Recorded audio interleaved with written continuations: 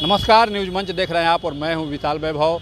नेता प्रतिपक्ष तेजस्वी यादव ने जब सरकार पर हमला बोला तो बिहार के उप मुख्यमंत्री सम्राट चौधरी ने जो है जमकर हमला बोला नेता प्रतिपक्ष तेजस्वी यादव पर, और यहां तक जो है उन्होंने तेजस्वी यादव को आरएसएस कार्यालय जाने की भी सलाह दे डाली।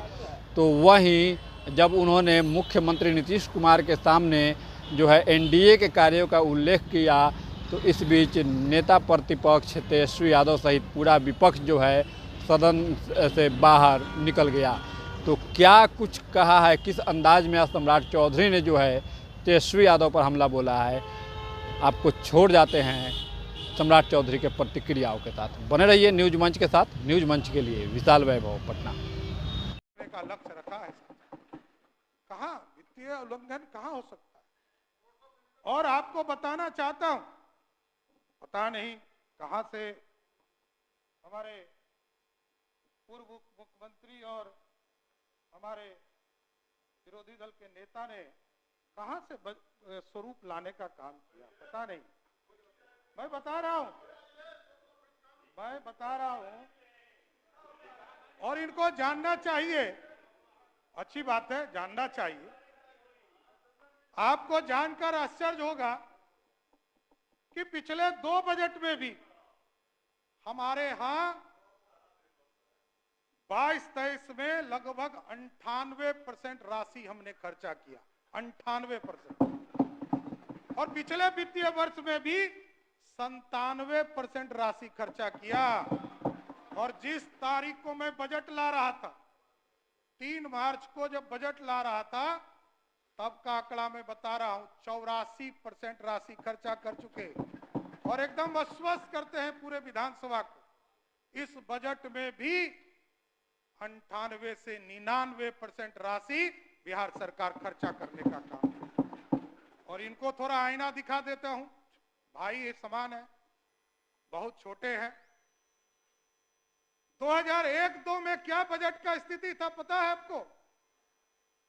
पूरे बजट का मात्र 23% राशि खर्चा होता था, यही बिहार था। और यह जानना चाहता हूं, देखिए सिर्फ बोलने से नहीं चलेगा, आपको एक एक जानकारी देना पड़ेगा। सिर्फ मैं नहीं बोलता हूं, यह कोई मेरा लिखा हुआ नहीं है, यह सरकार का रिपोर्ट है। और स्वाभाविक है, जो लोग फर्जी होते हैं उनको फर्जी ही लगता है, अब उसमें हमको कुछ नहीं कहना। और यहां बड़ा स्पष्ट है, आज बिहार की चर्चा पूरे देश में होती है। और लीडर ऑफ ऑपोजिशन ने पिछले दिनों भी कहा कि 2005 के पहले पीएमसीएस था। ये तो पूरा देश जानता है कि पीएमसीएस था। कब बना था ये तो बताइए। पीएमसीएच मैंने बताया, मैं बता रहा हूं, एकदम बताऊंगा, सुन तो लीजिए। मैंने भी अस्थिर होकर आपकी बातों को सुना है। पीएमसीएच 1925 में बना, दरभंगा डीएमसीएच 1946 में बना, और नालंदा मेडिकल कॉलेज 1970 में बना। जवाहरलाल नेहरू कॉलेज जो है एनएमसीएच वो 1970 में बना, और एएनएमसीएच 1979 में बना, और श्री कृष्ण मेडिकल कॉलेज मुजफ्फरपुर 1979 में बना। 1979 के बाद 2005 तक एक मेडिकल कॉलेज नहीं बना। यही तो कह रहा हूं, यही मैं कह रहा हूं कि 1990 से लेकर 2005 तक कुछ नहीं हुआ। यही मैं कह रहा हूं, ये स्पष्ट है। और 2005 के बाद आपको जानकर आश्चर्य होगा, बेतिया का मेडिकल कॉलेज 2008 में नीतीश कुमार की सरकार ने बनाया। पावापुरी की मेडिकल कॉलेज नीतीश कुमार की सरकार ने बनाया। पटना में आईजीएमएस को मेडिकल कॉलेज का दर्जा नीतीश कुमार की सरकार ने 2011 में दिया। 2019 में पूर्णिया में मेडिकल कॉलेज खोलने का काम किया गया। 2020 में मधेपुरा में मेडिकल कॉलेज खोलने का काम किया। और ये आरोप लगाते हैं मैं जातियों पर राजनीति नहीं करता हूं। एकदम स्पष्ट रहिए नेता विरोधी दल जी, मैं कोई जाति का विरोधी नहीं हूं। इस भारतीय जनता पार्टी का सदस्य हूं। और मैं समझ लीजिए, कल तक तो विचारधारा नहीं था। कल तक मैं लालू जी के साथ भी काम किया, लालू जी के साथ कोई विचारधारा नहीं था। और हमारे भाई ने पूछा कि कभी संघ कार्यालय गए हैं, नागपुर गए हैं।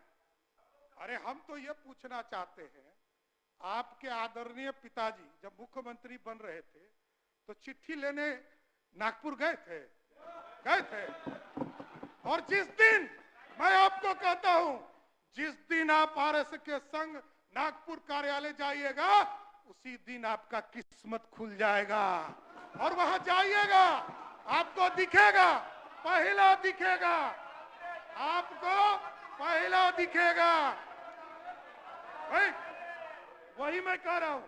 इसलिए मैंने कहा कि जब आरएसएस के संघ कार्यालय जाइएगा तो आपका इसलिए किस्मत खुलेगा, तो घुटने के साथ आपको दिखेगा यादव निवास।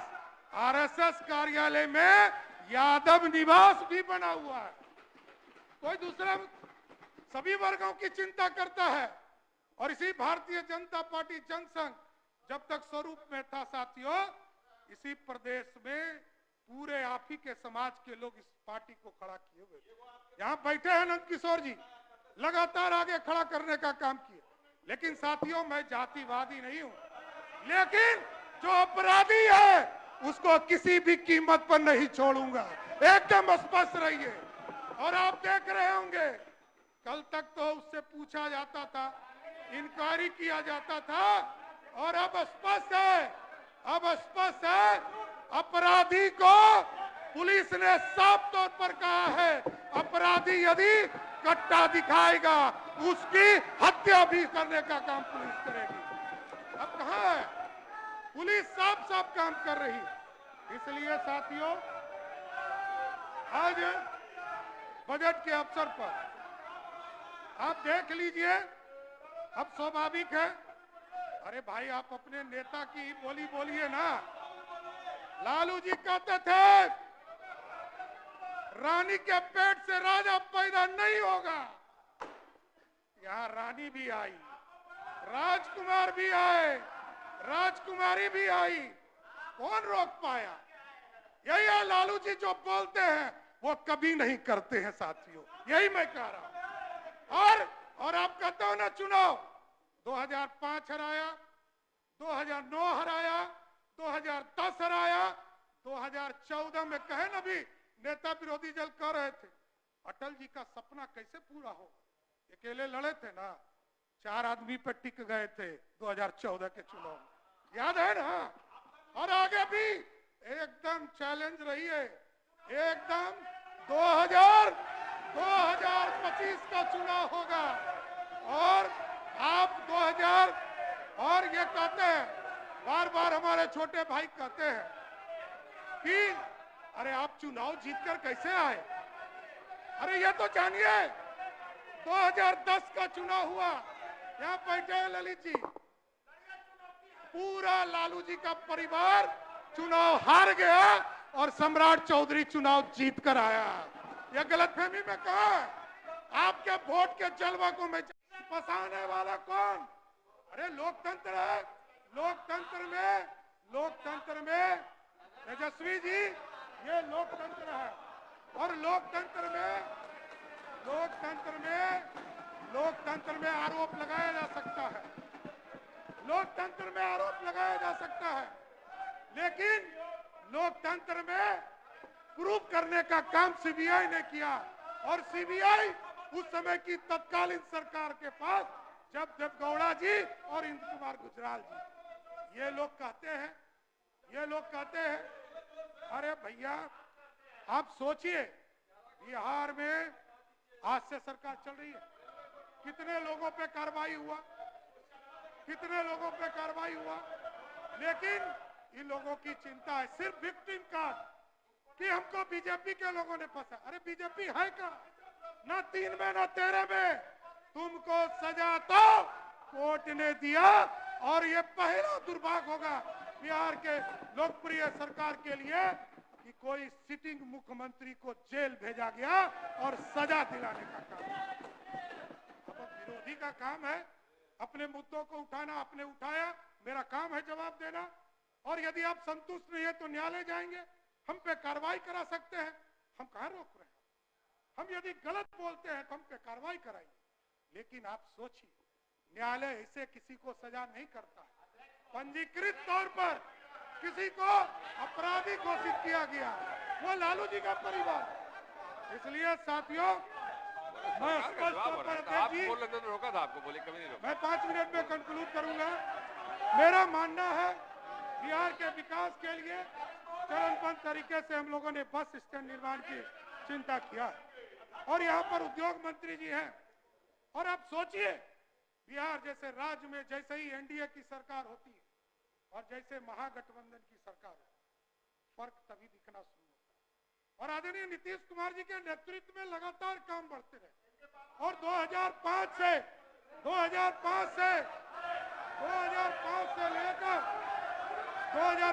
लेकर 2020 तक लगातार नीतीश कुमार के नेतृत्व में काम चल रहा।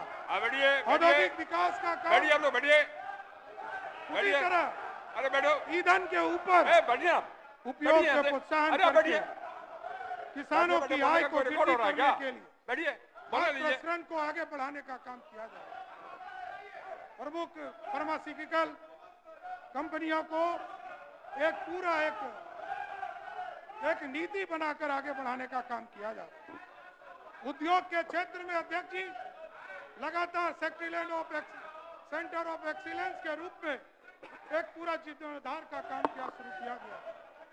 गुड़ के लिए सेंटर ऑफ एक्सीलेंस पूसा में स्थापित करने का काम किया जा रहा। उसी तरह हैदराबाद में, बेंगलोर में, मुंबई में, दिल्ली में, एनसीआर में, गुवाहाटी में, माइग्रेशन में, सूरत में, लुधियाना में, कोयम्बटूर और चेन्नई में migration council of registration centre खोलने का काम किया जा रहा। और हम जानते हैं साथियों, अध्यक्ष महोदय, आप जानिए कि लगातार नीतीश कुमार जी के नेतृत्व में छात्रवृत्ति बढ़ाने का काम किया है। और जिस तरह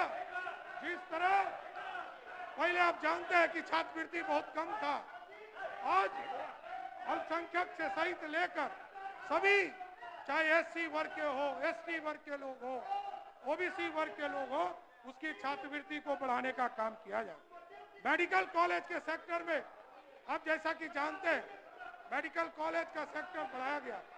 आगे भी इसको हम पीपीपी मोड पर और आगे के दिनों में मेडिकल कॉलेज अनुमंडल स्तर पर एक रेफरल अस्पताल निर्माण का किया जाएगा। और यदि बोल रहे हैं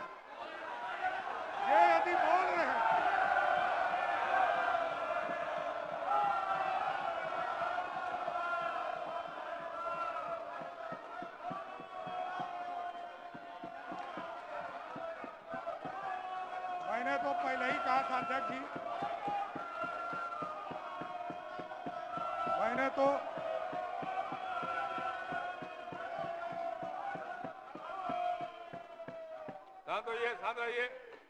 तो पहले ही कहा था अध्यक्ष जी, ये लोग को जाना ही है क्योंकि ये लोग जवाब नहीं सुन सकते। अब स्वाभाविक है, अब वो छोटे हैं तो हम लोग क्या कर सकते हैं। हमारे कई सदस्यों को तुम ताम कर रहे थे पिछले दिन, एक भी सदस्य हमारा उनसे छोटा नहीं होगा इसकी गारंटी है। तब भी शर्म नहीं लगता है। दुर्भाग्य है लोकतंत्र का, नेता विरोधी दल हो गए, बड़े बाप के बेटे हैं, यही सोच कर आते हैं सदन। लेकिन आज मैं यही बताना चाहता हूं कि अध्यक्ष जी, निजी क्षेत्र को भी माननीय मुख्यमंत्री जी की सहमति हुई, निजी क्षेत्र से भी आपने देखा मैदानता को भी यहाँ पर आदरणीय मुख्यमंत्री जी ने जमीन देकर वहां पूरा एक हॉस्पिटल खड़ा करने का काम किया। और अभी आदरणीय मुख्यमंत्री जी की सहमति हुई कि जो पूरे विश्व स्तर का संकरा नेत्रालय हॉस्पिटल बनाने के लिए भी बिहार सरकार ने 1 रुपया पर उसको जमीन देने का काम किया। और आगे भी अभी बोल रहे थे, सुने नहीं पढ़े नहीं, बेचारा बिना पढ़े आ जाते, हम लोग क्या करें अध्यक्ष जी। अब लोक स्वास्थ्य प्रबंधन संवर्ग उसी दिन 3 तारीख को ही मैंने घोषणा किया कि सरकार इसको अगले इस वित्तीय वर्ष में इसको करने जा रही है, लेकिन वो पढ़ते ही नहीं बेचारे, हम क्या करें। अब सिर्फ उनको जो ठीक कहा जनक जी ने, जो लिख के हाथ में दे देता है उसी को पढ़ने आ जाता, लेकिन जानकारी रिसर्च तो क्या करेंगे भी, लालू जी रिसर्च करिए नहीं पाए, ये क्या करेंगे। लेकिन दुर्भाग्य है बिहार की राजनीति के लिए कैसे लोग भी विरोधी दल में बैठे हैं और लिटरेसी रेस के बारे में लोगों ने चर्चा किया, गरीबी के रेट के लिए चर्चा करने का काम किया। और अब सोचिए यदि विकास नीतीश कुमार जी के नेतृत्व में नहीं हुआ तो जो बिहार खटारा था, जो वो बोलते हैं, जिसको उनके पिताजी और माताजी ने खटारा बनाया था, उस बिहार को नीतीश कुमार जी ने 19 साल में जो 54% गरीब थे उसको 33% मतलब 21% गरीबी घटाने का माननीय मुख्यमंत्री जी, हो जाएगा। सदन की सहमति से खत्म कर देते हैं। सरकार के उत्तर तक सदन की अवधि विस्तारित की जाती है। बोलिए। अध्यक्ष महोदय, एकदम स्पष्ट है कि नीतीश कुमार जी के नेतृत्व में लगातार विकास को आगे बढ़ाने का काम किया जा रहा है और बजट के आकार की चर्चा इन्होंने किया। इनको पता ही नहीं, बजट में किताब में हम लोगों ने स्पष्ट तौर पर बताया भी है कि देखिए रेवेन्यू, केंद्र सरकार से हमें रेवेन्यू लगभग 1,38,000 करोड़ रुपया अगले वित्तीय वर्ष में हमको मिलने जा रहा है। उसी तरह केंद्र प्रायोजित योजना में लगभग 45,000 करोड़ रुपया हमें प्राप्त होने जा रहा है। केंद्रीय वित्त आयोग के माध्यम से हमें ग्रांट के तौर पर लगभग 9,204 करोड़ रुपया, मतलब सिर्फ भारत सरकार के सहयोग के तौर पर 1,93,079 करोड़ रुपया सिर्फ भारत सरकार सहयोग करने जा रही है, जो मेरा हिस्सा है। और आदरणीय नीतीश कुमार जी के नेतृत्व में लगातार जो बिहार, मैं कहता हूं कि 24,000 करोड़ का भी बजट नहीं था, वहां पर आदरणीय मुख्यमंत्री नीतीश कुमार के नेतृत्व में अपना संसाधन लगभग 68,000 करोड़ रुपया हम लोगों ने बढ़ाने का काम किया और आगे भी इसको बढ़ाने का, जनरेट करने का काम उद्योग के क्षेत्र में आदरणीय मंत्री हमारे काम कर रहे हैं, पूरी सरकार नीतीश कुमार जी के नेतृत्व में काम कर रहे हैं और 1,80,000 करोड़ रुपया का एक पूरा हम लोगों के साथ MOU साइन किया है और लगभग 70,000 करोड़ को भी हमने सहमति भी देने का काम किया है। लेकिन इन लोगों को विकास दिखेगा नहीं और दिखना भी नहीं चाहिए। इन लोगों को विकास दिख गया तो बिहार को लूट लेगा अध्यक्ष जी, ये भी बचा के रखना पड़ेगा और इसका बचाने का भी काम बिहार की जनता और इस सत्ता पक्ष के लोगों को करना पड़ेगा, क्योंकि उनका क्वालिफिकेशन वही है। एक तरफ कुशासन है और दूसरे तरफ सुशासन है। अब तय जनता को करना है कि 2025 में क्या फिर से एनडीए को 225 सीट देकर आदरणीय नीतीश कुमार के नेतृत्व में सरकार बनाने का काम। इसलिए ये लोग कहते हैं कर्ज, भारत सरकार हमें पूरे बिहार के विकास के इंफ्रास्ट्रक्चर के, चाहे वो नाबार्ड का योजना हो या भारत सरकार के द्वारा जो विदाउट इंटरेस्ट लोन दिए जाते हैं, उसको भी लोग काउंट कर रहे हैं।